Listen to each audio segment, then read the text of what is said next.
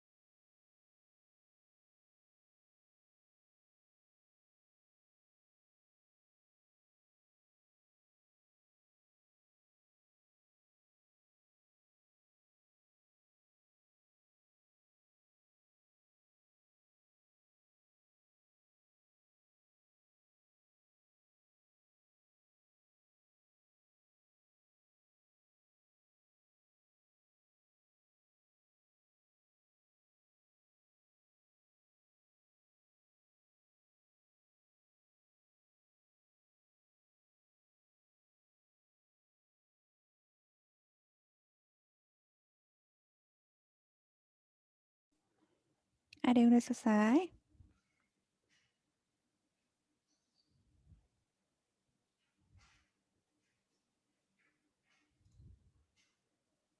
Oh, sepertinya belum. Tidak ada yang manggut-manggut soalnya. Saya belajar membaca bahasa wajah kalian di Zoom. Susah nggak gambarnya? Beberapa orang mungkin kesulitan ya. Nanti saya cerita. Saya pernah penelitian menggunakan metode ini, nanti saya tunjukin. Contohnya, contoh gambarnya.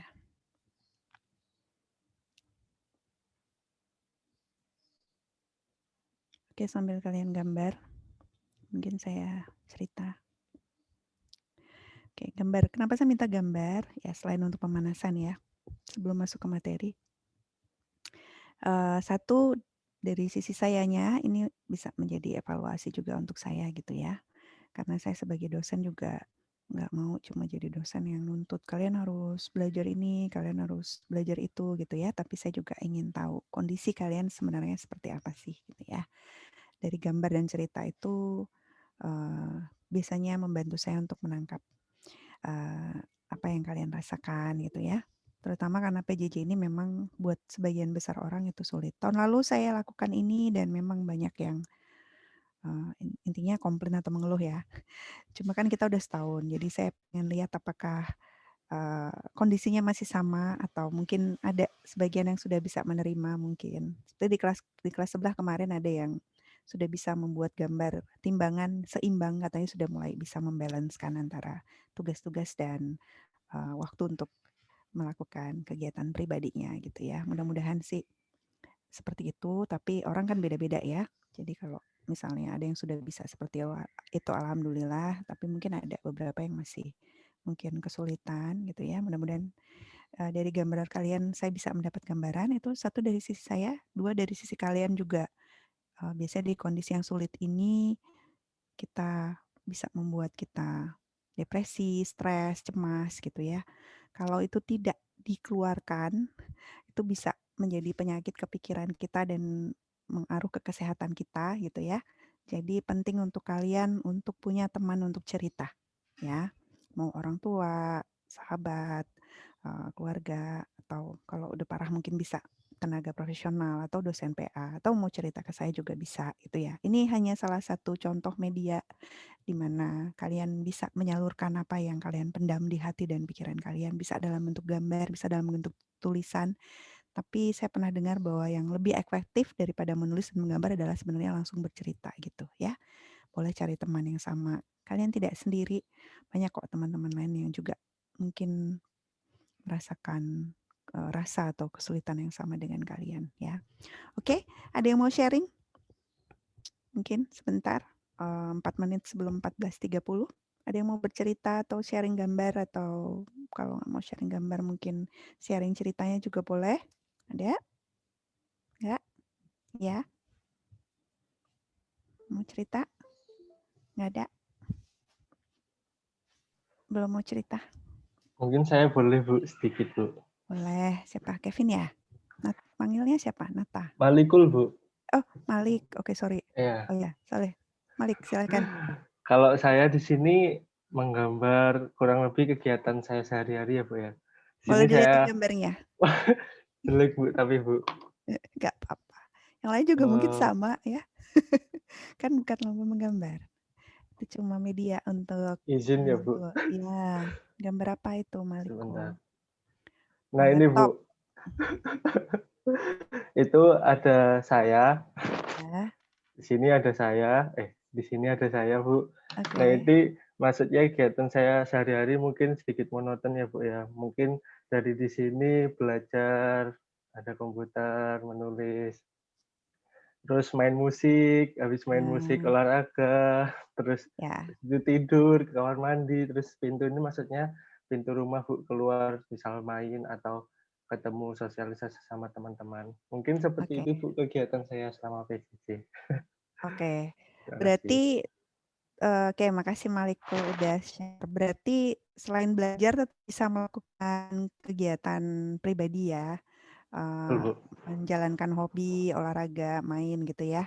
Ya alhamdulillah masih yang penting itu masih maksudnya perlu ada balance ya. Kalau teman-teman masih ingat di pertemuan satu work life balance gitu ya, ada work from home, work life balance dalam belajar juga gitu ya, perlu ada balance ya. Oke, terima kasih Malikul. Sepertinya positif ya kalau melihat dari ceritanya. Jadi nggak melulu yang stres gitu ya. Mungkin yang lain kalau belum sempat sharing nggak apa-apa. Kalau ada yang mau sharing cerita atau gambar di LMS sudah saya buka postingan di LMS kelas ya. Ini nggak wajib, nggak dinilai juga, tapi ya itu tadi, saya senang melihat karena dari situ saya jadi tahu kondisi teman-teman gitu ya. Karena kalau cuma ditanya gini, nggak semuanya jawab, saya pikir baik-baik aja kan. Oke, kasih tugas gitu kan. Atau kuis-kuis gitu ya, tapi ternyata kalian mungkin misalnya kondisinya berbeda gitu ya. Jadi dari gambar itu untuk evaluasi saya juga, walaupun PJ-nya secara umum ya. Kemudian dari sisi teman-teman juga untuk mencurahkan isi hati. Oke, ini metode gambar itu bisa juga dilakukan di penelitian ya. Jadi ini penelitian yang pernah saya lakukan. Ini masih relate dengan topik kita sebelum UTS tentang reform. Jadi waktu itu saya meneliti tentang reformasi di DJP dan korupsi ya. Eh, ini adalah gambar yang digambar oleh pegawai DJP. Waktu itu saya minta saya fokus grup dengan sekelompok pelaksana dan sekelompok kepala kantor. Ini kelompok pelaksana, dia menggambar bebek. Kalau lihat bebek, teman-teman ada kepikiran nggak ini tentang apa gitu? Nggak ya, jadi gambar, oh ya tadi saya lupa menyampaikan, nanti kalau ada yang mau kumpul di LMS, gambarnya boleh ditulis ceritanya apa ya. Karena kalau kita hanya melihat gambar saja, mungkin tadi gambar Malikul, karena mungkin sepertinya masih umum, masih bisa ditebak gambarnya apa gitu ya. Tapi kalau gambarnya mungkin ada pesan khusus, yang mungkin orang-orang tidak bisa menerka gambarnya tentang apa gitu ya. Jadi nanti gambarnya boleh diisi cerita ya, cerita gambar kalian tentang apa. Jadi ini saya tanya pendapat pegawai tersebut tentang reformasi di DJP, dia ceritanya perasaan dia adalah dia menggambarkan pegawai DJP itu seperti bebek ini. Jadi dulu sebelum reformasi yang tahun 2000-an, dia bilang kami seperti bebek di danau yang airnya berlumpur, jadi kami semua terlihat hitam karena airnya berlumpur.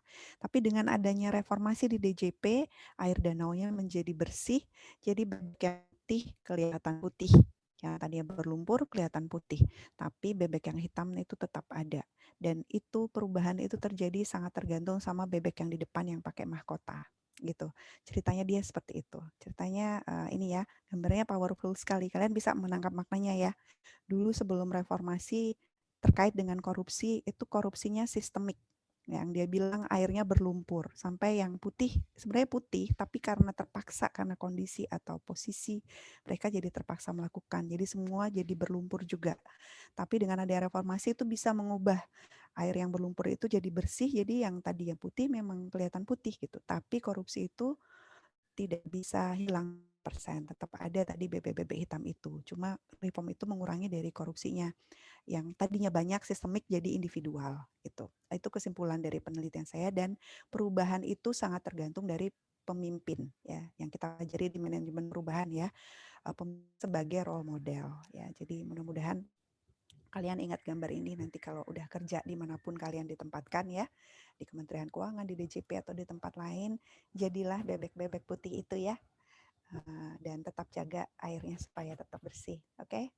Tetap jaga integritas ya, oke. Oke, terima kasih yang sudah menggambar, yang mau berbagi cerita silahkan di LMS. Sekarang kita belajar ya, cerita apa belajar? Oke, karena ini jam segini mungkin kalian dengarkan. Jadi di pertemuan pertama ini saya lebih banyak menjelaskan ya, karena ada beberapa konsep yang saya ingin kalian pahami dulu. Nanti mungkin pertemuan berikutnya kita mulai ada diskusi-diskusi seperti biasa. Karena kalau saya doang yang ngejelasin, sementara materinya adalah seperti ini, nanti kalian akan bosan dan mungkin tertidur ya. Saya cari pen tablet saya dulu.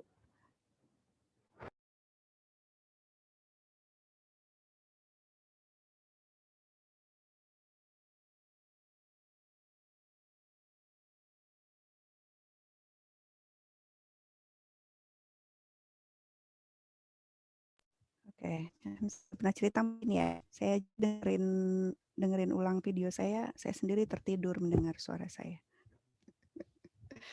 Oke, jadi, nggak boleh saya nggak boleh lama-lama ngomongnya. Oke, kita ke materi. Ya maaf ya ada suara-suara, pen tabletnya. Oke, Kementerian Negara ya. Hari ini kita, sebelum masuk ke organisasi dan tata kerja Kementerian Keuangan, kita lihat dulu Kementerian Negara secara umum ya, Kementerian Negara secara umum.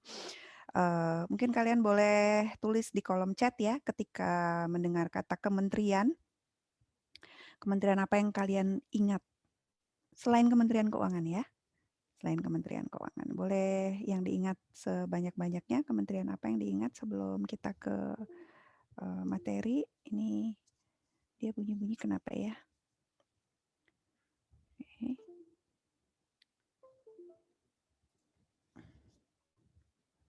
Udah ada Kementerian Agama. Oke. Ada lagi yang lain, Kementerian Kesehatan, mungkin karena sekarang lagi COVID ya. Oke.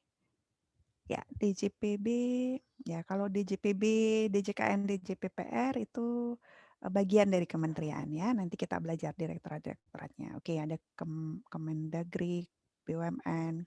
Oke, banyak. Ya, Kemenko, Kemenkes. Ya, oke. Ya. Kalau kementerian di Indonesia ada berapa sekarang? Kemenkumham. Oke. Ada berapa? Ada yang masih ingat 34 ya. Oke, kementerian ada 34. Oke, terima kasih teman-teman yang sudah chat ya. Untuk jenis-jenis kementeriannya nanti kita lihat lagi. Jadi Kementerian Negara tadi tadi udah ada yang chat di kolom udah ada yang chat ya, ada 34 ya. Dari 34 kementerian itu nama-namanya seperti tadi yang sudah kalian sebutkan di kolom chat itu ada diatur, ada peraturan presiden yang mengatur ya. Yang terakhir itu adalah Peraturan Presiden Nomor 68 Tahun 2019 tentang Kementerian Negara. Nah, yang Perpres 68 ini sudah diubah, tapi perubahannya di Perpres 32 2021 ini hanya mengubah sedikit ya. Karena waktu itu ada beberapa kementerian yang tadinya dipisah kemudian digabung, salah satunya adalah Kemendikbud ya. Tadinya Kemendikbud Ristek itu dipisah, sekarang digabungkan Kemendikbud Ristek ya, sekarang digabung. Jadi Perpres 68 ini masih berlaku ya. Perpres 32 ini hanya mengubah beberapa pasal ya. Kalau teman-teman lihat tadi banyak yang udah mencatat di kolom chat ya, total ada 34 dan kementeriannya ada macam-macam. Kalau kita lihat di Perpres 64, ini 34 kementerian ini bisa dikelompokkan ya, bisa dikelompokkan menjadi 4 ya. Kelompok kementerian yang pertama ini adalah kelompok kementerian yang nomenklatur kementeriannya itu secara tegas disebutkan di UUD 45. Nomenklatur itu adalah nama ya.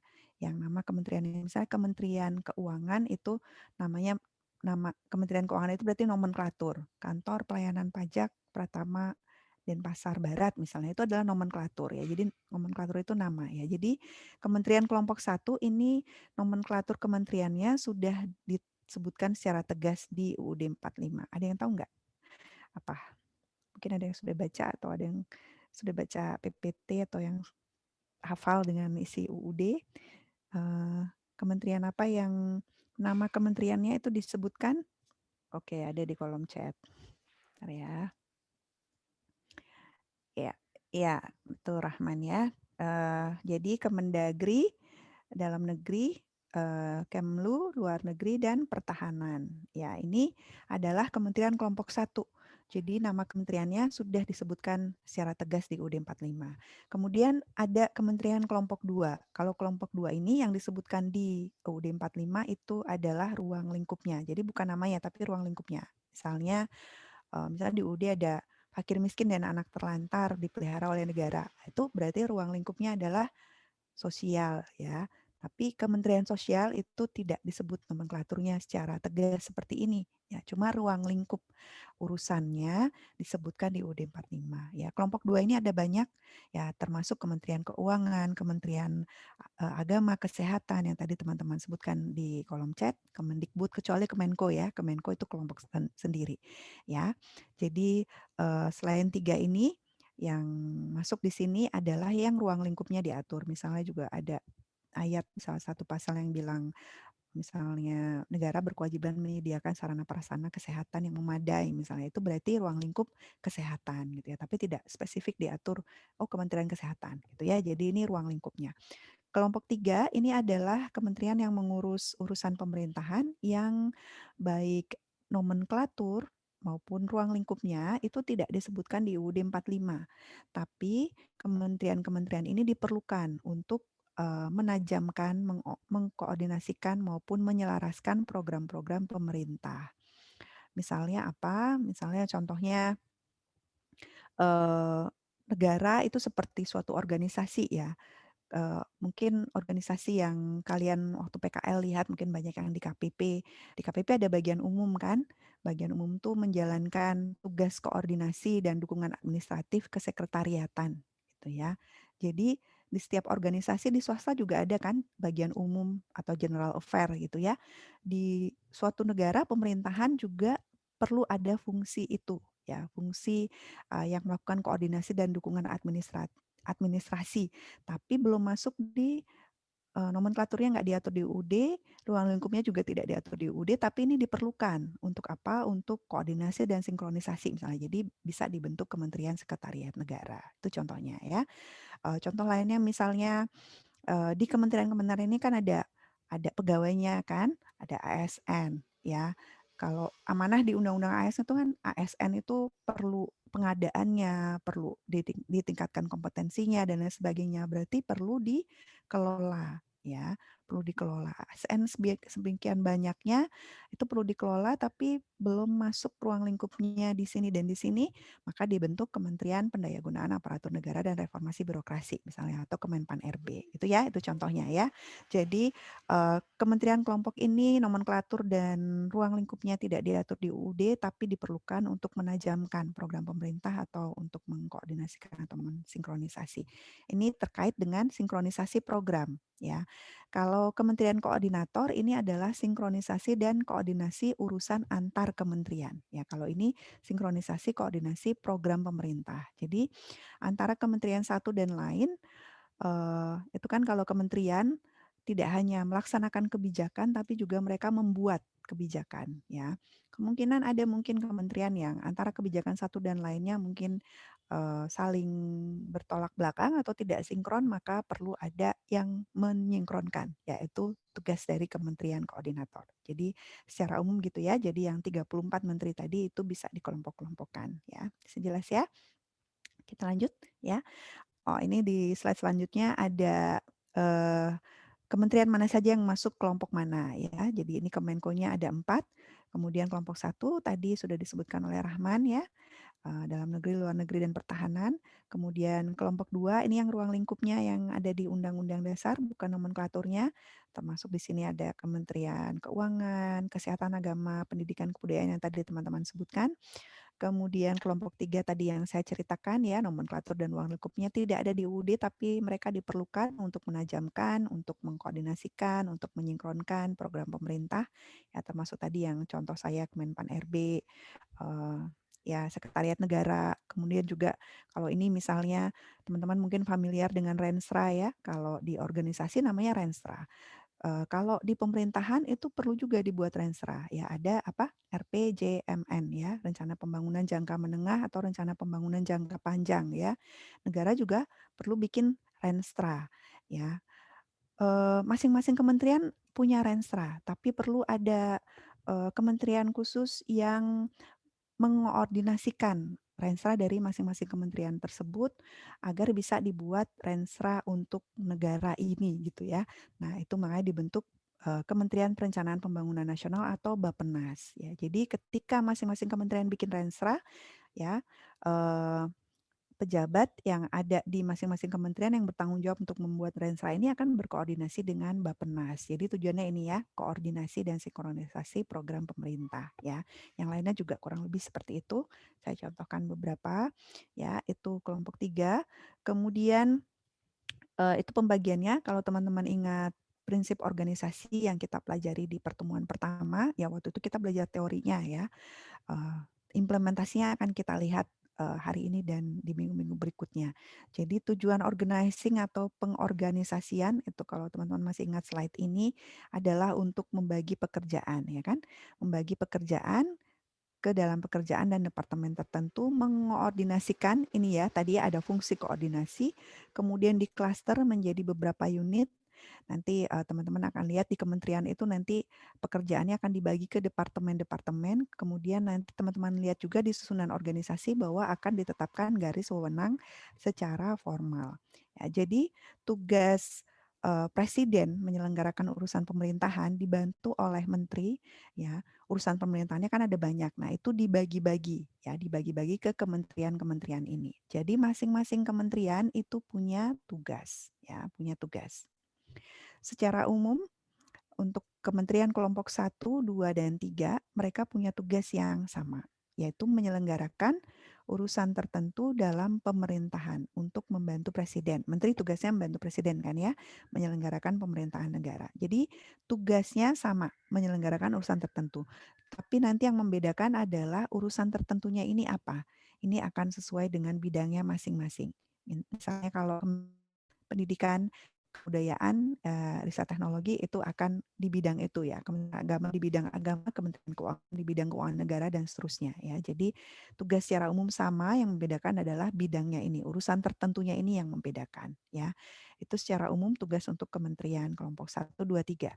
Kalau Kemenko dia khusus sesuai namanya itu adalah tadi ya koordinasi sinkronisasi dan juga melakukan pengendalian. Pengendalian ini maksudnya controlling ya, controlling kalau di fungsi manajemen, belajar manajemen kan ya, controlling. Dia melakukan koordinasi, sinkronisasi, controlling atau evaluasi monitoring gitu ya, pengendalian urusan kementerian dalam di bidangnya masing-masing. Tadi ada Menko perekonomian dan lain sebagainya ya. Itu tugas.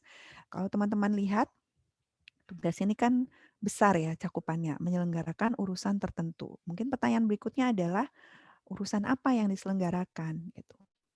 Penyelenggaraannya apa saja gitu ya. Jadi tugas ini tadi konsep organisasinya bahwa pekerjaan itu dibagi lagi ke pekerjaan-pekerjaan yang lebih detail dan dibagi lagi ke departemen. Jadi tugas ini nanti akan diwujudkan dalam fungsi atau didetilkan lagi di fungsi ya. Jadi ada tugas, ada fungsi ya.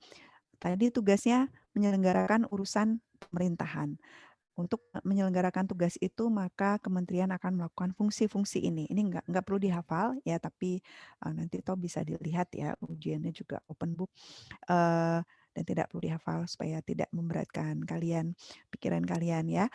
Mungkin yang perlu dipahami adalah konsepnya tadi ya, bahwa fungsi ini adalah perwujudan dari tugas tadi, itu yang pertama. Kemudian di dalam fungsi ini tercermin fungsi-fungsi manajemen. Ya, fungsi manajemen itu apa dari yang perencanaan, pelaksanaan sampai pemantauan, controlling ya. Itu tercermin di sini.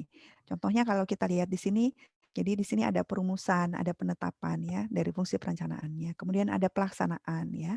Kemudian ada fungsi pengawasan juga ada ya. Kemudian juga selain fungsi manajemen itu selalu ada eh, dukungan administrasi ya dan fungsi koordinasi yang mana ini biasanya dilaksanakan oleh sekretariat ya sekretariat ya dan juga dukungan substantif. Kemudian kalau kementeriannya punya instansi vertikal di daerah ya punya instansi vertikal di daerah, instansi vertikal itu contohnya kalau di DJP itu Kanwil dan KPP ya. Maka ada fungsi ini melaksanakan kegiatan teknis dari pusat ke daerah atau fungsi melaksanakan bimbingan teknis dan supervisi ya. Kemudian juga di setiap kementerian itu yang mengelola barang milik negara itu ada fungsi pengelolaan ini ya. Jadi konsepnya itu ya, fungsi merupakan perwujudan dari tugas. Di dalamnya itu ada tercermin fungsi-fungsi manajemen dari planning, pelaksanaan, pengawasan termasuk fungsi administrasi ya. Berikutnya yang perlu dipahami adalah bahwa nanti masing-masing fungsi ini tadi kan konsep di prinsip organisasinya akan dibagi ke departemen tertentu. Ya, jadi masing-masing fungsi ini akan dibagi ke departemen-departemen yang ada di bawah kementerian tersebut. Ya, nanti kita akan lihat maksudnya seperti apa ketika kita mungkin membahas contohnya di Kementerian Keuangan ya.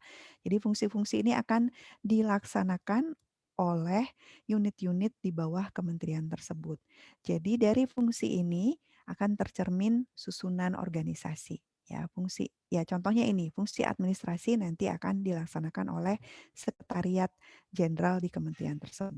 Ya, jadi fungsi ini akan menjadi dasar untuk organisasi tersebut menyusun susunan organisasi. Departemen-departemen apa saja yang dibutuhkan di organisasi tersebut agar fungsi-fungsi ini bisa berjalan dengan baik gitu ya. Jadi kaitannya seperti itu dari tugas, kemudian fungsi, dari fungsi-fungsi ini dan dibagi-bagi ke departemen-departemen yang tergambar di susunan organisasi. Biasanya susunan organisasi itu dalam bentuk bagan-bagan gitu ya, bisa dalam bentuk bagan-bagan seperti itu. Ya nanti akan kita lihat lebih sering mulai minggu ini sampai minggu depan ya. Sebelum kita masuk ke bagan-bagan organisasi, kita pahami dulu susunan organisasi di kementerian itu unsurnya terdiri dari apa. Ya, jadi ada unsur pemimpin yaitu menterinya. Ya, tapi selain menteri nanti kita juga akan lihat di slide terakhir bahwa di sini ada juga wamen ya, wakil menteri. Ini merupakan satu kesatuan pemimpin kementerian bersama dengan menteri. Ya, menteri dibantu oleh pembantu pemimpin. Dalam hal ini adalah sekretariat jenderal. Tadi saya sebutkan di awal ya. Jadi setiap organisasi itu ada yang menjalani fungsi bagian umumnya gitu ya, fungsi koordinasi dan mendukung administrasi. Kalau di kementerian namanya sekretariat jenderal atau sekretariat kementerian kalau di kelompok 3, sekretariat Kemenko kalau di Kemenko ya. Sekretariat Jenderal biasa disingkat Setjen ya. Pejabatnya namanya Sekretaris Jenderal atau Sesjen ya. Jadi ini pakai S, ini pakai T. Ini sama nanti di sini ada Ditjen pakai T ya. Direktorat Jenderal ini adalah unit organisasinya. Tapi orangnya atau pejabatnya namanya Ditjen pakai R ya. Jadi kalau Bapak Surya Utomo adalah Ditjen Pajak itu salah ya. Karena Ditjen itu adalah unitnya. Kalau Pak Suryo kan pejabatnya. Jadi kalau pejabatnya itu adalah Dirjen gitu ya. Oke, itu tadi pembantu pemimpin. Selain pembantu pemimpin, tadi kan kementerian melaksanakan urusan pemerintahan gitu ya di bidang tertentu. Maka perlu ada yang melaksanakan. Jadi perlu ada unsur pelaksananya. Jadi di bawah kementerian, kelompok 1 dan 2, unsur pelaksananya itu adalah Direktorat Jenderal. Misalnya di bawah Kementerian Keuangan ada Direktorat Jenderal Bea dan Cukai, Direktorat Jenderal Anggaran, dan lain sebagainya. Ya, kalau di kelompok 3 dan Kemenko, nama unsur pelaksananya adalah Putih. Ya. Selain Ditjen, untuk kelompok 1 dan 2, karena ada unsur instansi vertikal di daerah, jadi ada juga pelaksana itu adalah ini, pelaksana tugas pokok di daerah atau di luar negeri, karena tadi kelompok 1 ada Kemlu ya, tadi kata Rahman. Jadi untuk yang kelompok 1, pelaksana tugasnya itu ada yang di daerah, ada yang di luar negeri juga. Untuk kelompok 2 itu hanya di daerah. Dan untuk kelompok 2 ini hanya kementerian tertentu yang punya instansi vertikal, ya, Kementerian Agama, Hukum, dan Keuangan. Itu pelaksananya. Selain itu ada juga unsur pengawas. Jadi di sini fungsi manajemennya juga jalan ya, fungsi controllingnya. Jadi ini bertindak sebagai auditor internal dari kementerian. Jadi di setiap kementerian itu pasti ada inspektorat jenderal namanya kalau di Kementerian 1 dan 2 atau inspektorat kalau di Kementerian 3 dan di Kemenko ya. Pemimpinnya inspektur jenderal. Jadi mereka tugasnya adalah melakukan pengawasan internal. Jadi mereka auditor internalnya ya. Selain itu, apabila diperlukan, dibutuhkan di Kementerian 1 dan 2 itu bisa dibentuk badan dan atau pusat yang merupakan unsur pendukung. Ya, badan atau pusat nanti kita lihat contohnya di Kementerian Keuangan itu ada Badan Kebijakan Fiskal misalnya atau BPPK, Badan Pendidikan dan Pelatihan Keuangan. Ya, nanti kita lihat detailnya setelah slide ini ya. Untuk kelompok 3 dan Kemenko itu tidak ada unsur pendukungnya karena tadi karakternya adalah mereka tugasnya untuk koordinasi dan sinkronisasi gitu ya. Jadi tidak tidak terlalu banyak ada teknis pelaksanaan pekerjaannya gitu ya. Jadi sifatnya lebih ke koordinasi dan sinkronisasi. Jadi banyak unit organisasinya itu lebih banyak di kantor pusat gitu ya. Jadi tidak ada badan pendukung, tidak ada instansi vertikal di daerahnya ya. Kalau teman-teman lihat ini ya, eh, kelompok satu dan 2 itu agak mirip ya. Kelompok satu dan 2 agak mirip eh, dari sisi unsur organisasinya, sedangkan kelompok 3 itu agak mirip dengan kelompok 4. Jadi untuk penjelasan berikutnya, itu kelompok satu dan 2 akan dikelompokkan menjadi kelompok yang sama ya karena susunan organisasinya itu kurang lebih sama ya. Kita masuk ke sekretariat jenderal dulu ya. Ini adalah pembantu pemimpin. Jadi di setiap kementerian itu ada sekretariat jenderal. Ada di bawah dan bertanggung jawab ke menteri. Tugasnya melaksanakan koordinasi pelaksanaan tugas, pembinaan dan pemberian dukungan administrasi. Ya, jadi ini tadi ya yang bagian umum ya. Eh, Melakukan koordinasi, memberikan dukungan administrasi. Ya, kalau di kementerian namanya sekretariat jenderal. Ini di bawah menteri berarti dia adalah setara eselon 1 ya atau jabatan pimpinan tinggi madya ya jabatan pimpinan tinggi madya sekretariat jenderal. Eh, Pejabatnya namanya sekretaris jenderal ya. Konsepnya sama dengan yang tadi ketika ada tugas ya maka tugas itu akan didetilkan atau diwujudkan ke fungsi ya ke fungsi. Tugas mengkoordinasikan, koordinasi apa yang dilakukan gitu ya. Memberi dukungan administrasi, seperti apa dukungan administrasinya. Nah, tugas itu diwujudkan ke fungsi. Ingat konsep yang tadi bahwa ada pekerjaan dibagi lagi ke pekerjaan yang lebih detail ya.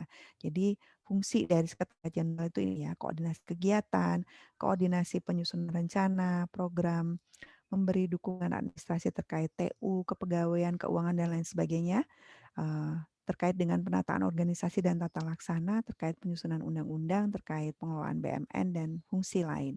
Ya, sama seperti konsep tadi, ketika ada fungsi, maka masing-masing fungsi ini akan dibagi ke departemen-departemen di unit yang memiliki fungsi. Jadi fungsi-fungsi ini nanti akan menjadi dasar untuk menyusun susunan organisasi di Sekretariat Jenderal. Fungsi-fungsi ini akan dibagi ke biro-biro. Kalau di bawah Sekretariat Jenderal namanya biro, ya. Sama di sini juga nanti di biro ada tugasnya, kemudian nanti ada fungsinya, nanti dibagi lagi ke bawahnya, ke bagian. Di bawah biro ada bagian, bisa juga dikerjakan oleh jabatan fungsional. Kan kalau di Undang-Undang ASN ada jabatan pimpinan tinggi, ada jabatan administrasi, ya. Ini jabatan kalau biro ini eselon 2 ini masih pimpinan tinggi. Ya, ini eselon 2 jabatan pimpinan tinggi Pratama. Ya, eselon 2 jabatan pimpinan tinggi Pratama. Kalau di Sekretariat Jenderal itu namanya biro. Kalau yang dekat dengan kalian yang pernah kalian tahu itu di daerah namanya Kakanwil ya, Kanwil. Kanwil itu eselon 2, jabatan pimpinan tinggi Pratama. Tapi itu unit vertikal. Ini kita masih bicara unit pusat ya. Kalau di pusat di bawah Sekretariat Jenderal, biro itu eselon 2, jabatan pimpinan Pratama. Nanti tugas dan fungsi biro dibagi lagi ke bawahnya namanya bagian. Bagian ini eselon 3. Ya, kalau eselon 3 atau jabatan administrator. Lupa, masih ingat. Ya, administrator ini masuk ke jabatan administrasi.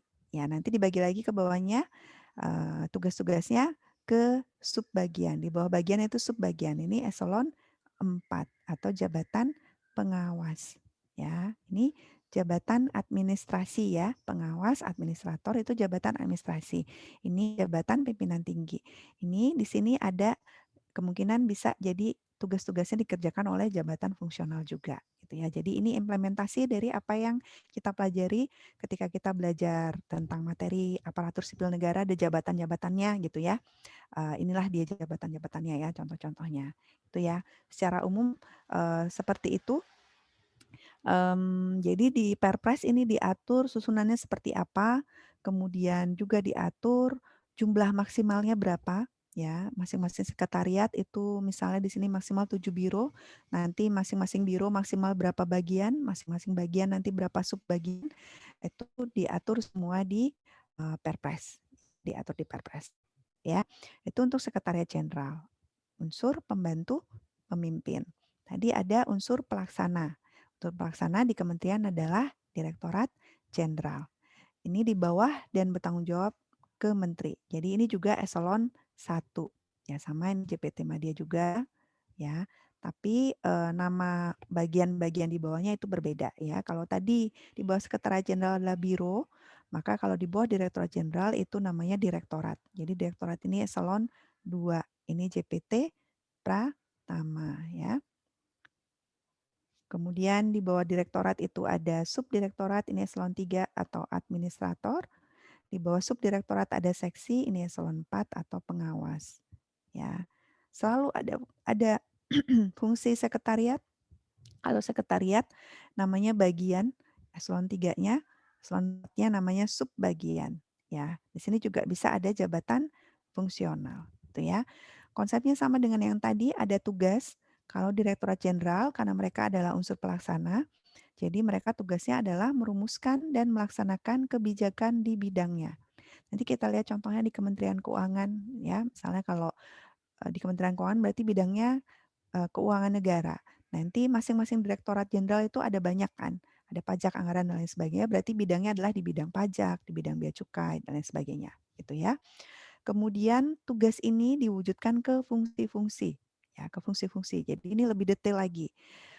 Merumuskan kebijakan, melaksanakan kebijakan, tapi mengevaluasi juga, melaksanakan administrasi, menyusun norma, memberi bimbingan teknis dan supervisi. Jadi untuk yang F ini adalah tugas tambahan untuk Direktorat Jenderal yang punya instansi vertikal di daerah, ya. Melaksanakan urusan pemerintahan yang konkuren itu maksudnya urusannya itu dilimpahkan juga wewenangnya ke instansi di daerah, ya, instansi vertikal di daerah. Ya, jadi kalau ada ini berarti ada instansi vertikal di daerahnya ya. Oke, itu konsepnya. Kemudian masing-masing fungsi ini nanti akan dijalankan oleh departemen-departemen di Direktorat Jenderal tersebut. Jadi masing-masing fungsi ini akan dijalankan oleh direktorat. Nanti direktorat dibagi ke bawah gitu ya. Jadi kalau kita lihat di mungkin ini yang bersih ya, di konsep ini tadi ada menetapkan garis wewenang secara formal. Ya, jadi garis-garis di sini mulai kelihatan ya. Jadi dari inspektorat, terus ada garis-garis panah ke bawah. Ini menunjukkan garis kewenangannya. Ya, jadi yang atas itu punya wewenang untuk memberikan tugas ke yang ada di level bawahnya.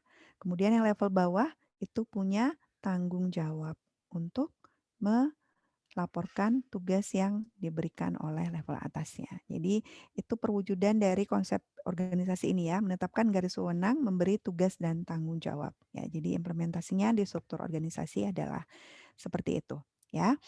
Oke, itu tadi unsur pelaksana, ini Itjen yang tadi untuk pengawas ya, ini juga eselon 1 ya sama seperti tadi, tapi nama bagian di bawahnya itu beda. Kalau Ijen nama departemen di bawahnya itu ada inspektorat, inspektorat ini eselon 2. Kemudian kalau di Itjen itu ada subbagian, ini eselon 4. Tapi subbagian di Itjen itu lebih banyak mengurusi soal ketetausahaan karena di Inspektur Jenderal itu banyak jabatan fungsionalnya. Kenapa? Karena tugasnya itu adalah melakukan audit. Ya, kalau audit ini kan perlu skill atau kompetensi tertentu ya kan, keterampilan, keahlian tertentu ya yang mana itu lebih cocok untuk dilakukan oleh jabatan fungsional. Jadi di Inspektorat Jenderal itu jabatan strukturalnya itu tidak terlalu banyak, yang lebih banyak adalah jabatan fungsionalnya. Itu ya, itu di Itjen. Kemudian tadi kelompok 1 dan 2 bisa membentuk badan dan atau pusat. Ini konsepnya sama ya, mereka punya tugas, kemudian tugasnya didetailkan, diwujudkan ke fungsi, nanti fungsinya ini akan dilaksanakan oleh departemen-departemen yang ada di organisasi tersebut. Ya, kurang lebih konsepnya sama seperti itu, nanti detailnya kita lihat contohnya di Kementerian Keuangan.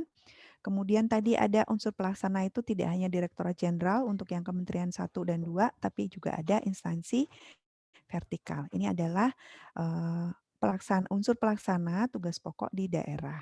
Jadi instansi vertikal ini penetapannya dilakukan dengan peraturan menteri, tapi harus dengan persetujuan Menpan dulu. Jadi contohnya apa? Misalnya mungkin teman-teman dengar nggak yang kemarin berita DJP banyak membentuk KPP Madya baru? Ada yang dengar? Ya. Kemudian juga KPP itu kalau sebelumnya kan seksinya sama ya, jumlah seksinya dan nama seksinya. Ya, sekarang KPP itu ada 2, kan. Jadi kalau dulu seksi pemeriksaan, sekarang dulu ada seksi pemeriksaan sendiri, seksi penagihan sendiri, sekarang digabung pemeriksaan dan penagihan. Kemudian KPP itu ada yang seksi waskonnya 5, ada yang 6 gitu ya. Jadi ada perubahan penataan organisasi instansi vertikal di DJP misalnya, ya. Karena DJP masih di bawah Kementerian Keuangan, jadi perubahan-perubahan ini diatur dengan peraturan Menteri Keuangan. Tapi sebelum menetapkan PMK ya, PMK OTK DJP itu yang baru adalah ini ya, PMK 01. Nanti kita bahas ketika kita bahas DJP ya. PMK 184, PMK 01 2020. Sebelum itu keluar, Menteri Keuangan misalnya itu harus koordinasi dengan Kemenpan RB.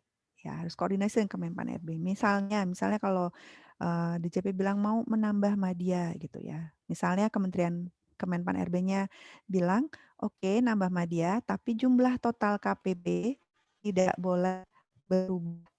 Gimana caranya? Boleh nambah ini, tapi total KPP nggak boleh berubah. Misalnya Kemenpan bilang gitu. Caranya adalah, ada yang tahu? KPP Pratamanya yang berarti dikurangi. Ya, KPP pertamanya dikurangin. Jadi mungkin ada KPP pertama yang digabung, dilebur menjadi madya misalnya. Jadi madya bisa ditambah, tapi total KPP-nya tidak berubah. Ya, jadi itu contoh bagaimana dalam membentuk instansi vertikal ditetapkan oleh peraturan menteri, tapi menterinya juga berkoordinasi dengan Kemenpan RB. Itu ya, itu instansi vertikal. Untuk susunan organisasi kelompok 3 itu sama dengan Kemenko.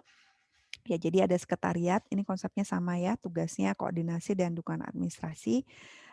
Tapi yang berbeda adalah jumlah-jumlah ininya ya. Jadi di Perpres 68 itu diatur ya, berapa jumlah dari masing-masing kementerian, maksimal berapa gitu ya. Kemudian kalau pelaksana di Kementerian Kelompok 3 namanya deputi, ya kalau tadi di kelompok 1 dan 2 namanya Direktorat Jenderal. Di sana juga ada inspektorat, namanya inspektorat saja. Kalau di Kementerian 1 dan 2 tadi Inspektorat Jenderal. Ya, kalau di Kemenko juga kurang lebih sama dengan Kementerian Kelompok 3 tadi ya. Kalau tadi saya cerita ini ada eselon 1, eselon 2, eselon 3 gitu ya. Eselon 4 mungkin teman-teman masih ingat yang gambar ini. Ya, gambar ini masih ingat ketika kita belajar ASN ya. Ya, mungkin waktu itu teman-teman hanya melihat, membaca gitu ya, atau mungkin ada yang dihafal, ada yang tidak gitu ya. Ini tadi yang saya gambarkan di beberapa slide tadi ya. Misalnya tadi kelompok satu. Eselon 1 misalnya tadi sekretaris jenderal, direktur jenderal, inspektur jenderal, kepala badan itu adalah eselon 1 atau tinggi madya. Mereka ada di bawah menteri. Ini nanti kita bahas di slide sendiri, tapi staf ahli ini juga pimpinan tinggi madya, mereka eselon 1 juga, cuma 1B, levelnya agak lebih rendah daripada 1A, tapi sama-sama eselon 1. Kemudian tadi kalau di sekretariat jenderal ada biro, pimpinannya kepala biro.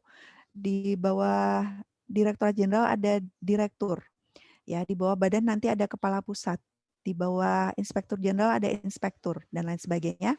Ya, ini adalah eselon 2 atau pimpinan tinggi pertama. Tadi misal di bawah biro ada kepala bagian. Di bawah direktur ada kepala bidang. Ya, dan lain sebagainya. Ini adalah eselon 3 atau administrator. Kemudian di bawah kepala bidang misalnya ada kepala subbidang, di bawah kepala bagian ada subbagian ya, nggak usah dihafal ya. Ini saya bisa ngomong lancar karena saya udah 20 tahun lebih kerja ya. Jadi kalau kalian masih bingung nggak apa-apa. Lama-lama juga kalau udah kerja nanti biasa ya. Ini adalah eselon 4 atau jabatan pengawas ya. Ini mengaitkan dengan apa yang sudah kita pelajari sebelumnya ya. Teman-teman tadi lihat di susunan organisasinya seperti itu ya, yang mana yang eselon 1, 2, 3, dan 4 ya. Di sini juga sudah diringkas ya, di sini juga sudah diringkas. Ini adalah eselon 1-nya, ini eselon 2-nya, ini eselon 3, ini eselon 4 ya. Ini terkait dengan pengangkatan dan pemberhentian. Jadi semakin tinggi jabatannya, yang mengangkat dan memberhentikan juga semakin tinggi. Misalnya untuk eselon 1 ini apa tadi, dirjen misalnya ya, itu yang angkat adalah presiden, tapi dengan usulan menteri gitu ya. Kemudian dan seterusnya ya sampai ke bawah. Misalnya eselon 3 dan 4 ini sebenarnya juga diangkat diberhentikan menteri, tapi menteri bisa memberi pelimpahan wewenang ke pejabat di bawahnya. Misalnya dulu saya waktu di kantor pusat, diangkat menjadi kepala seksi, itu yang melantik saya adalah dirjen, bukan menteri ya, karena dirjen sudah memberi menteri sudah memberi pelimpahan wewenang ke dirjen untuk mengangkat dan memberhentikan pejabat eselon 3 dan 4. Itu ya, itu untuk pengangkatan dan pemberhentian ya. Slide terakhir di slide pertama ini ya, slide-nya ada 3. Tadi saya akan sekilas ya, ada menteri, ada wakil menteri. Jadi ini eh, Wamen ada di bawah dan bertanggung jawab ke menteri, tapi secara unsur Wamen merupakan satu kesatuan unsur pemimpin kementerian dengan menteri. Ya, tugasnya adalah membantu menteri. Beda tadi dengan sekretariat tadi ya. Kalau sekretariat jenderal di kementerian itu tugasnya dia pembantu menteri, tapi dalam hal koordinasi dan memberi dukungan administrasi ya kalau sekretariat ya. Kemudian kalau wakil menteri ini membantunya adalah membantu pelaksanaan tugas dari menteri. Jadi membantu perumusan kebijakan kementerian, membantu mengkoordinasikan kebijakan strategis lintas unit organisasi gitu ya. Misalnya Wamen Kementerian Keuangan Pak Sua ya, itu tugasnya adalah membantu Bu Sri Mulyani misalnya untuk dan melaksanakan kebijakan Kementerian Keuangan dan membantu mengkoordinasikan kebijakan strategis antara Direktorat Jenderal 1 dan lainnya di Kementerian Keuangan ya. Itu Wamen. Oke. Slide pertama sudah. Sebelum kita pindah ke Kementerian Keuangan, ada yang mau bertanya? Belum? Oke, nggak apa-apa. Kalau belum nanti kalau ada yang misalnya mungkin habis baca gitu, lagi baca dan kemudian ada yang nggak jelas, nanti boleh ditanyakan di LMS ya, seperti biasa saya buka di LMS. Ya, Kementerian Keuangan ya. Itu tadi Kementerian Negara secara umum ya. Sekarang kita lihat di salah satu kementerian seperti apa ya. Karena yang dekat dengan PKN Kementerian Keuangan, jadi kita lihat contohnya Kementerian Keuangan ya, sambil kita berdoa semoga penempatan kalian di Kementerian Keuangan ya. Oke. Organisasi dan tata kerja itu selalu ada dasar hukumnya ya. Kalau tadi untuk Kementerian Negara dasar hukumnya adalah Perpres 68 ya tahun 2019 bagaimana diubah dengan Perpres 32 tahun 2021.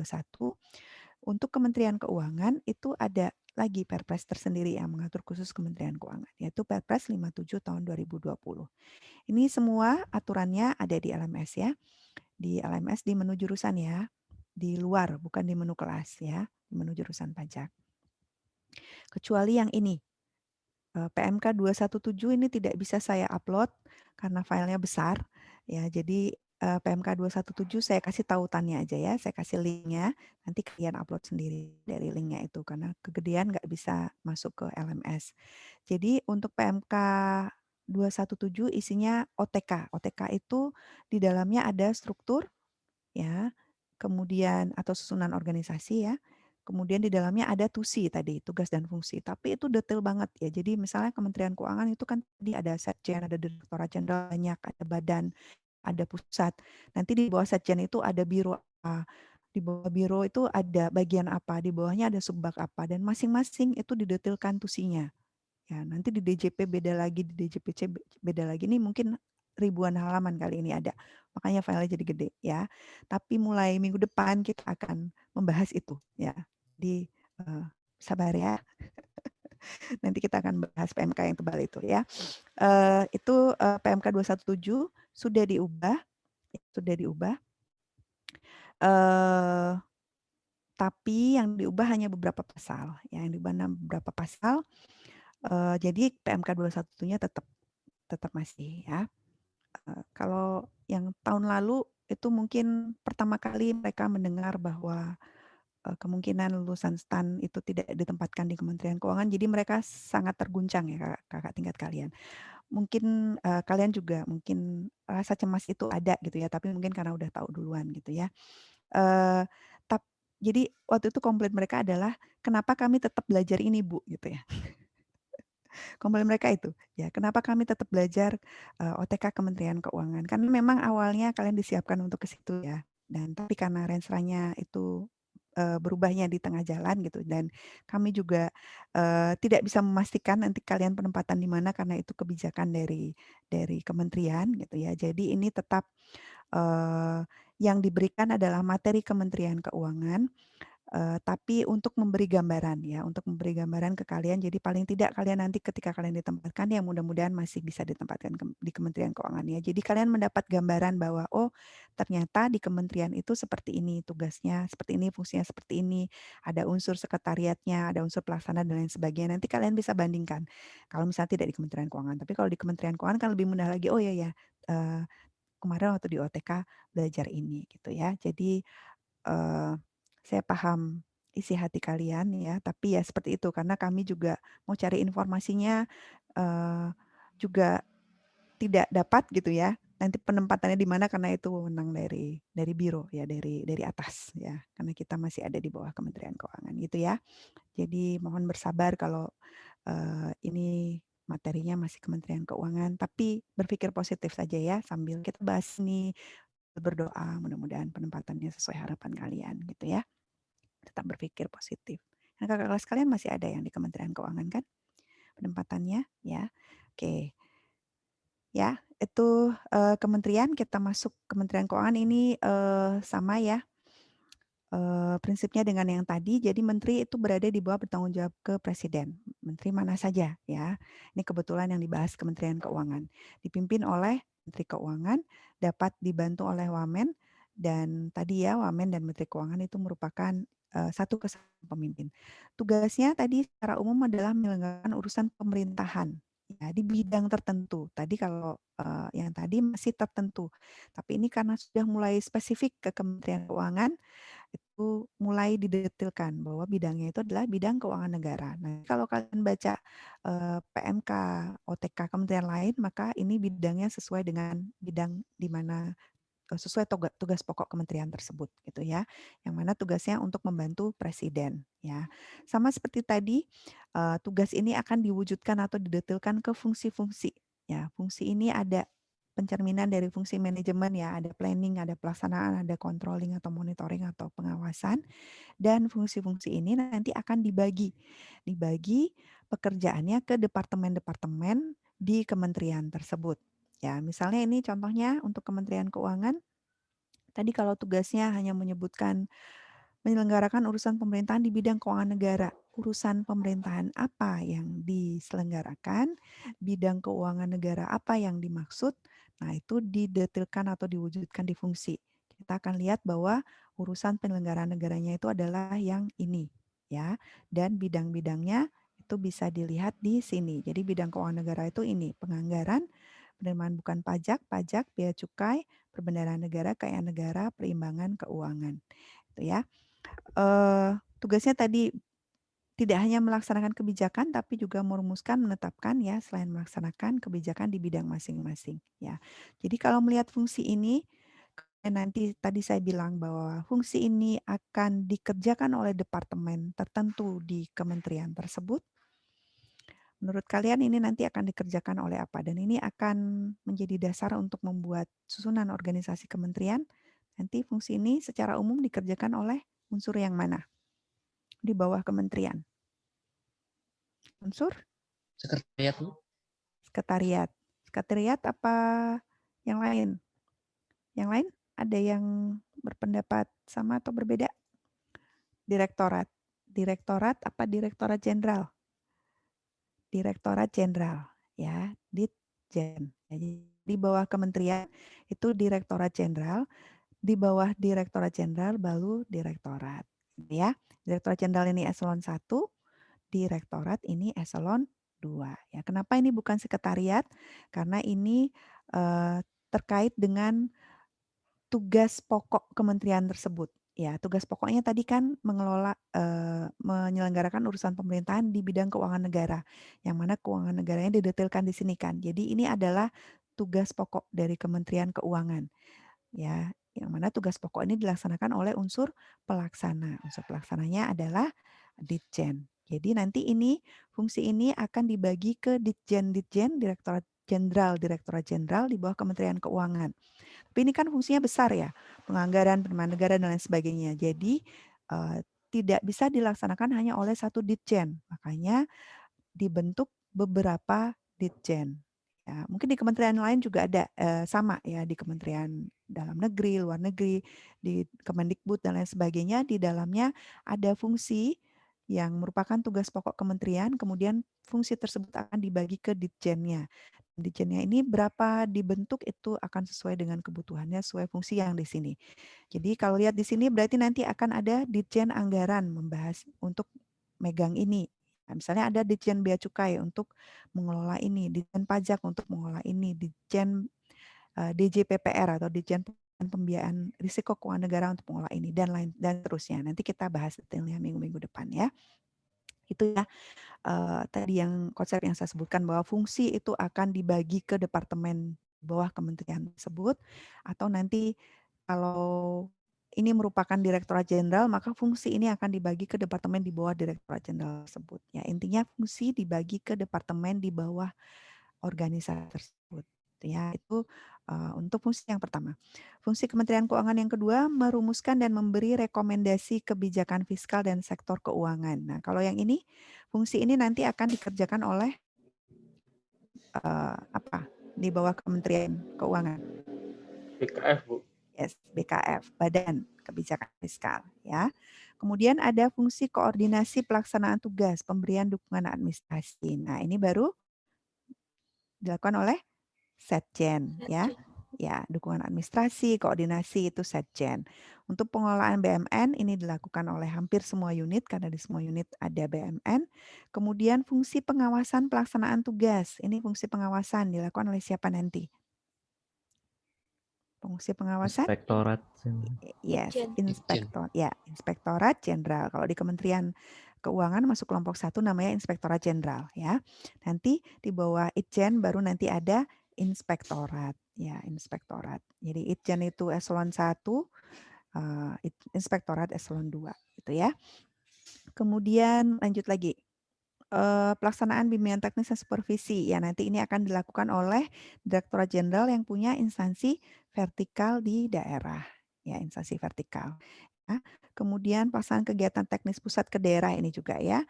Kemudian yang ini pelaksanaan pendidikan, pelatihan, sertifikasi kompetensi. Ini nanti dilakukan oleh siapa? Di bawah Kementerian Keuangan. Kalau di bawah Kementerian Keuangan. Pendidikan, BPPK, Bu. ya BPPK. Nanti di kementerian lain juga ada gitu ya. Bisa di masing-masing kementerian kan ada balai diklatnya ya. Ada ya. Ini contoh di Kementerian Keuangan seperti ini. Dukungan substantif ini Setjen. Ya, itu ya teman-teman. Jadi mungkin di sini bisa dilihat contohnya gitu ya. Kalau tadi ketika saya menjelaskan masih belum kebayang, mudah-mudahan di sini mulai terbayang ya bahwa ketika tadi saya bilang masing-masing fungsi ini akan dibagi ke departemen di bawah organisasi yang memiliki fungsi. Jadi seperti ini ya, masing-masing fungsi ini akan dibagi-bagi ke Direktorat Jenderal, ke Inspektorat Jenderal, ke Sekretariat Jenderal, ke badan yang ada di bawah Kementerian Keuangan. Berarti nanti ini akan menjadi dasar untuk membuat susunan organisasi Kementerian Keuangan. Nih susunan organisasinya ya.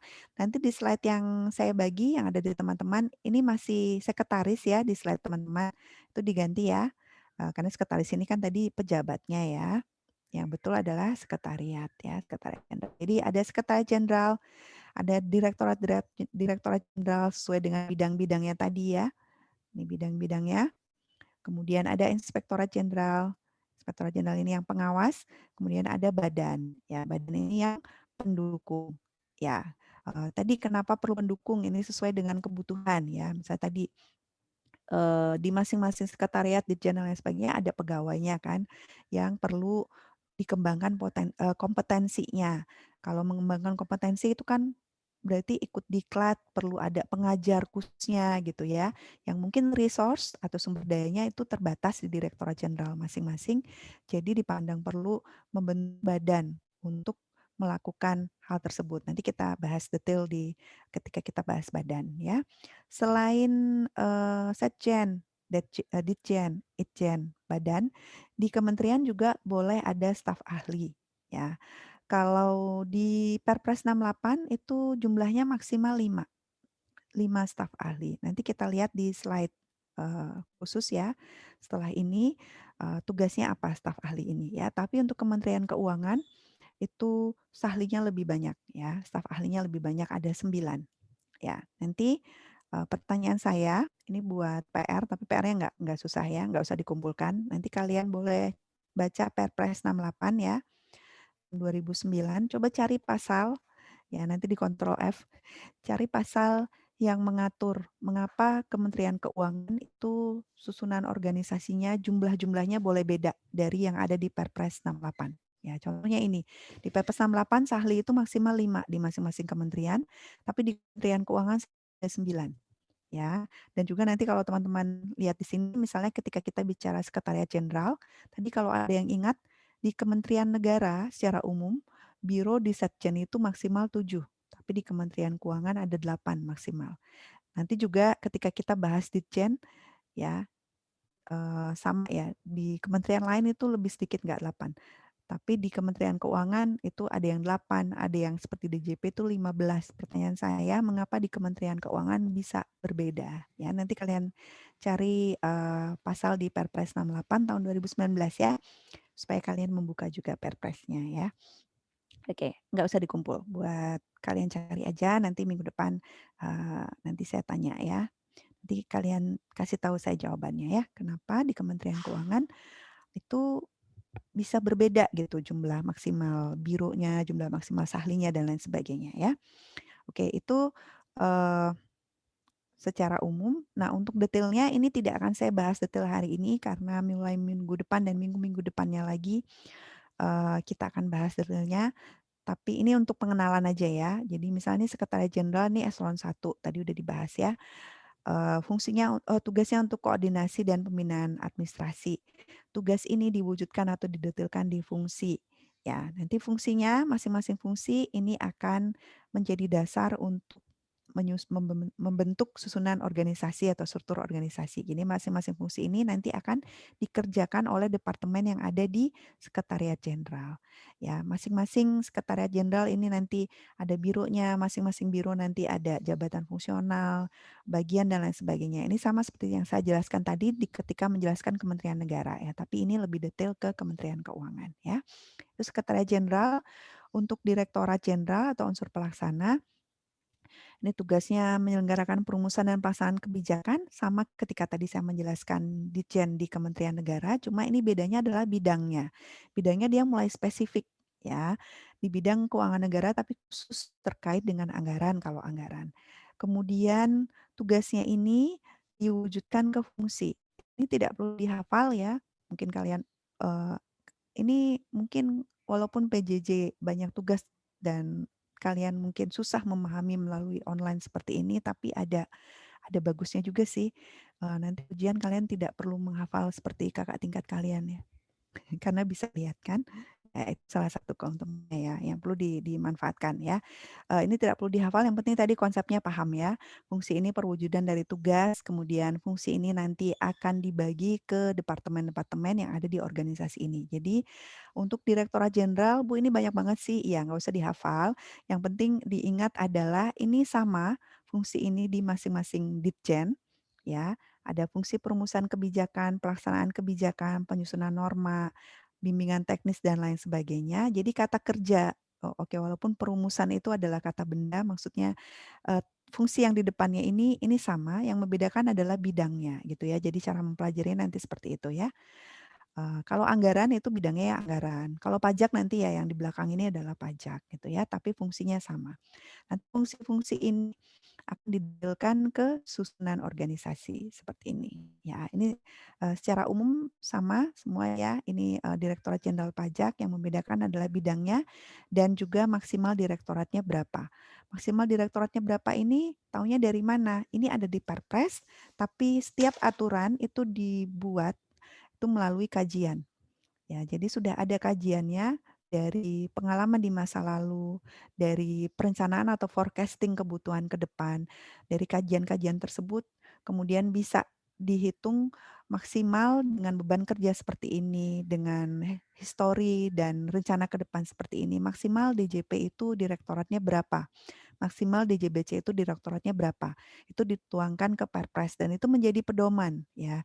Jadi kalau misalnya nanti DJP mau menambah direktorat, Misalnya sekarang direktoratnya sudah 14.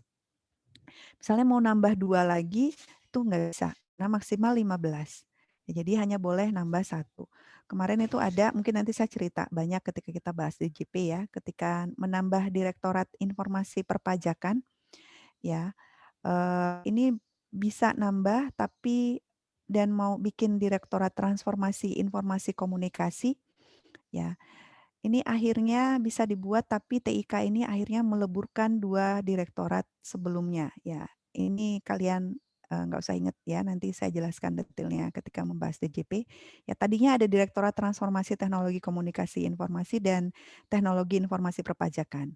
Tapi DJP mau bikin Direktorat Data, ya. Tapi ada panduan dari, ini di Perpres bahwa maksimal direktoratnya sekian.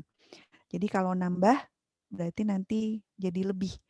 Jadi akhirnya karena mau bikin 2, tambahan 2. Jadi akhirnya 2 direktorat yang lama itu dilebur jadi TIK, kemudian dibentuk yang baru. Jadi secara total jumlahnya sama, gitu. Itu yang tadi sama kasusnya dengan mau nambah KPP Madya tapi secara total oleh Kemenpan itu ada pedoman secara total tidak boleh berubah gitu ya.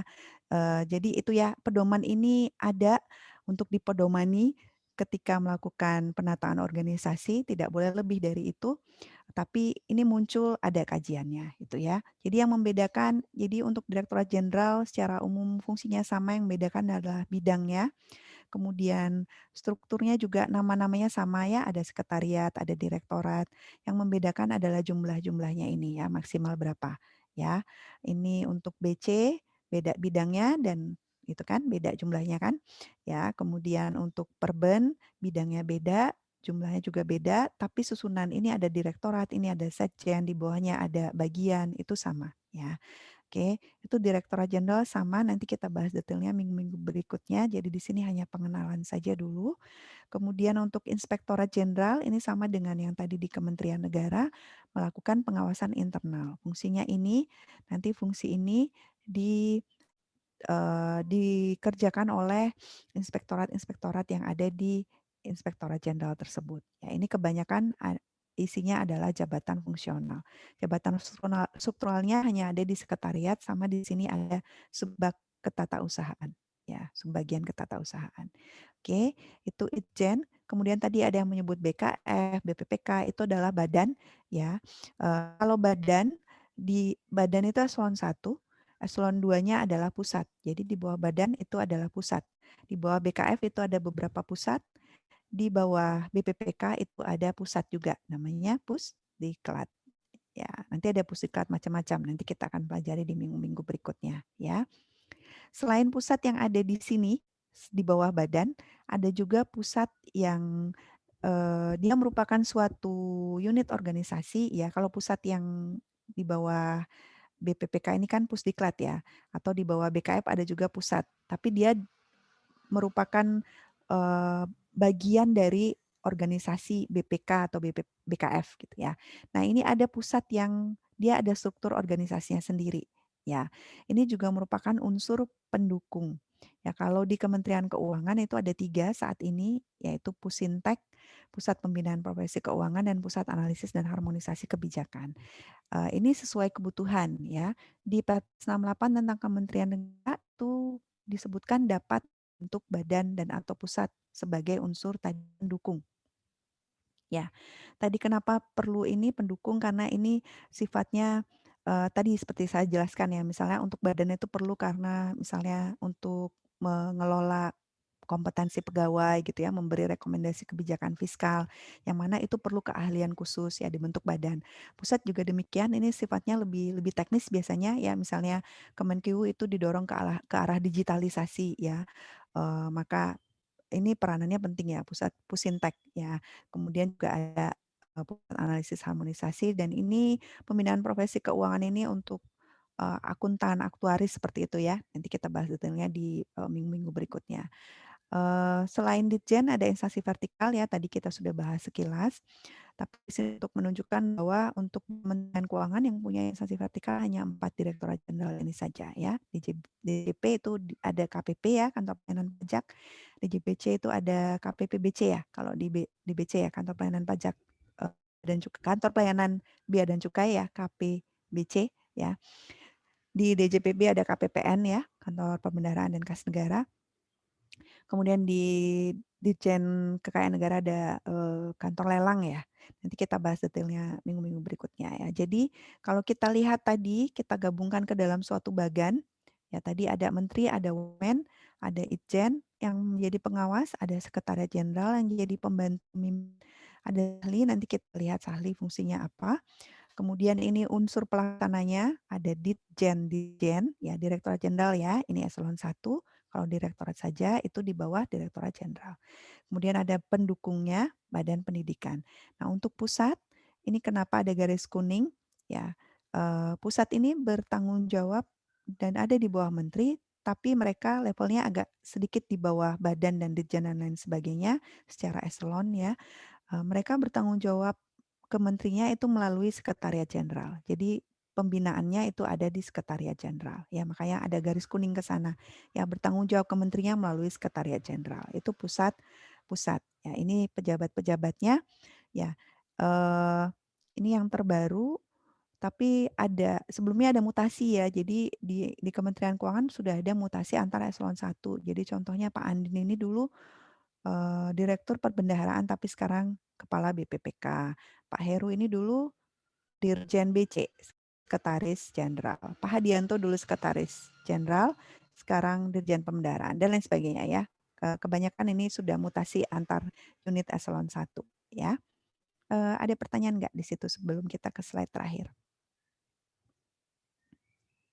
Belum? Antuk? Dikit lagi ya. Sabar ya, dikit lagi. 5 menit lagi. Oke. Oke, ini slide terakhir ya. Kalau tadi di kementerian itu ada unsur pendukungnya, namanya apa kalau di kementerian unsur pendukungnya? Namanya badan? Badan atau pusat? Yes, badan dan atau pusat. Nah, kalau di Direktorat Jenderal, ya di Ditjen, tadi kan di bawah kementerian itu ada Ditjen dan segala macam ya. Di bawah Direktorat Jenderal kan tadi bisa terdiri dari direktorat-direktorat dan ada sekretariat ya, Setditjen.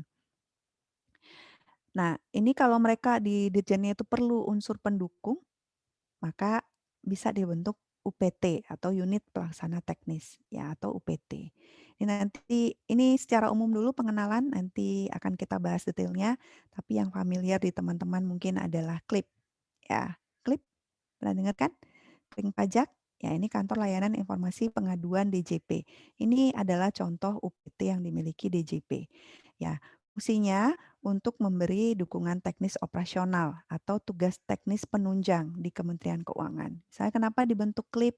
Karena dulu di Renstra Renstra DJP dari 2015 itu sudah direncanakan bahwa DJP itu akan meningkatkan pelayanan salah satunya melalui website dan call center. Jadi mulai dibentuk satu unit khusus untuk mengelola teknis operasional untuk kering pajak itu seperti apa. Jadi klip itulah ya UPT di DJP. Kemudian nanti di Renstra 2020 dan 2024 teman-teman mungkin pernah dengar klik call counter ya, di mana pelayanan DJP itu klik call counter ya. Pelayanan DJP itu nanti ke depannya prioritasnya adalah di website dan call center. Nanti terakhir counter itu menjadi pilihan terakhir. Tapi ini mungkin perlu waktu lama untuk bisa mewujudkan ini, tapi programnya sudah mulai dijalankan secara bertahap dari tahun 2020 ya. Ini kemungkinan klip akan diperbesar ya, jadi kemungkinan nanti UPT-nya akan diperbesar. Nanti kita bahas ketika kita bahas di DJP ya. Ini hanya memberikan contoh bahwa UPT itu adalah itu ya, unsur pendukung untuk melaksanakan tugas teknis operasional atau penunjang di kementerian ya.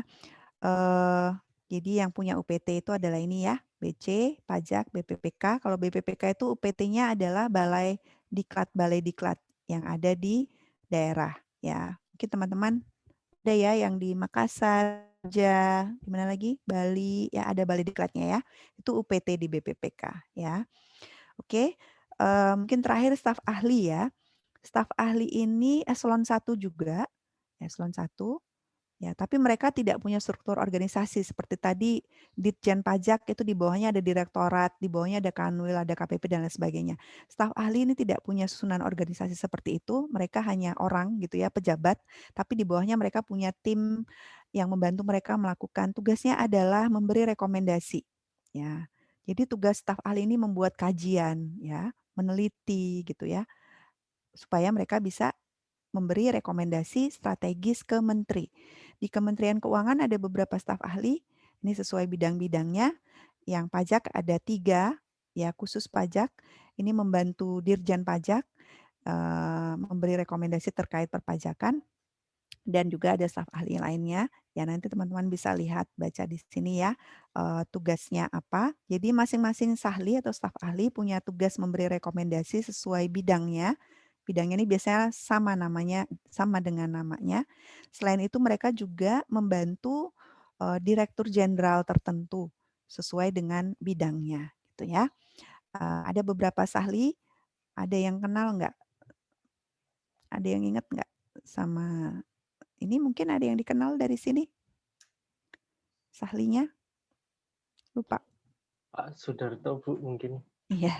Pak Darto ya, yang waktu itu memberi kuliah umum. Ya, beliau adalah salah satu staf ahli. Jadi beliau beliau memberikan kajian, melakukan kajian, memberi rekomendasi ke Bu Menteri terkait dengan pengembangan organisasi, birokrasi, dan teknologi informasi di Kementerian Keuangan. Itu contohnya ya.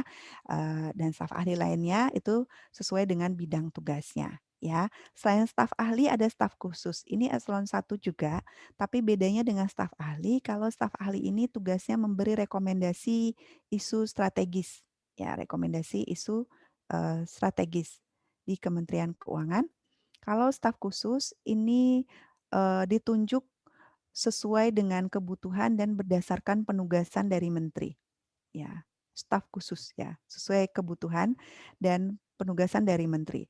Jadi kalau staf khusus ini bisa dari PNS, bisa dari non PNS juga. Sebenarnya staf ahli juga ya, jabatan pimpinan tinggi itu bisa dari PNS, bisa dari non PNS, ya termasuk tadi Wamen, kepala BKF ya. Tadi saya lupa menunjukkan misalnya di kepala BKF Pak Sua itu dulu dari UI.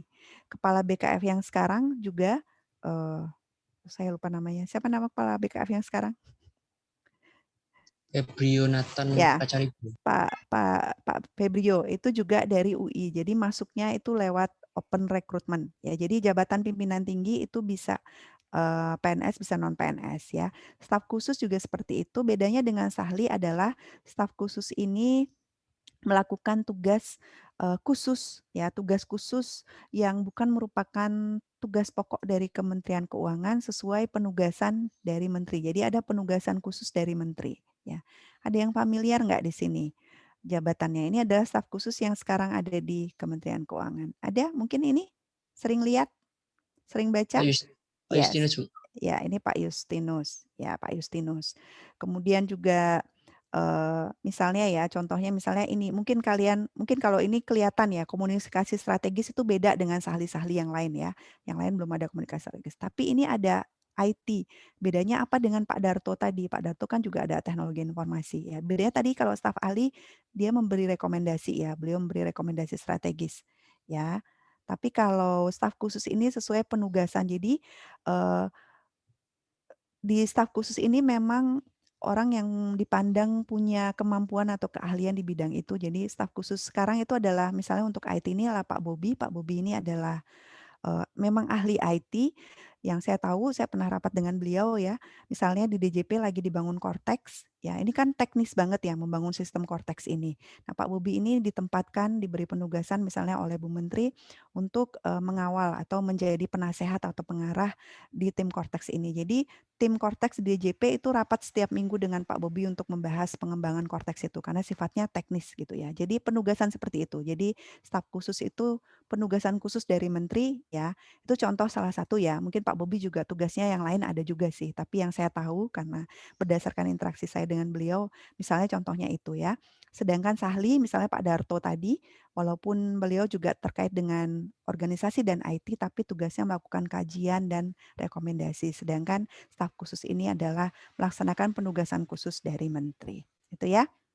Oke. ternyata waktunya sudah habis, tapi, kita materinya sampai di situ ya. Jadi Kementerian Negara sudah, Kementerian Keuangan, UPT dan Unit Vertikal secara umum, kemudian staf ahli dan staf khusus ya. Untuk detailnya nanti kita bahas minggu depan ya. Kalau ada pertanyaan nanti boleh di LMS ya. Nanti PR dari saya tadi PR kecil ya, agar kalian juga melihat-lihat dan membuka Perpres Kementerian Negara seperti apa ya. Itu ya teman-teman ya. Terima kasih atas atensinya. Mudah-mudahan nggak ada yang tidur ya.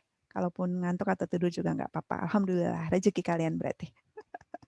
Oke, sampai ketemu minggu depan ya. Sehat-sehat selalu ya teman-teman. Saya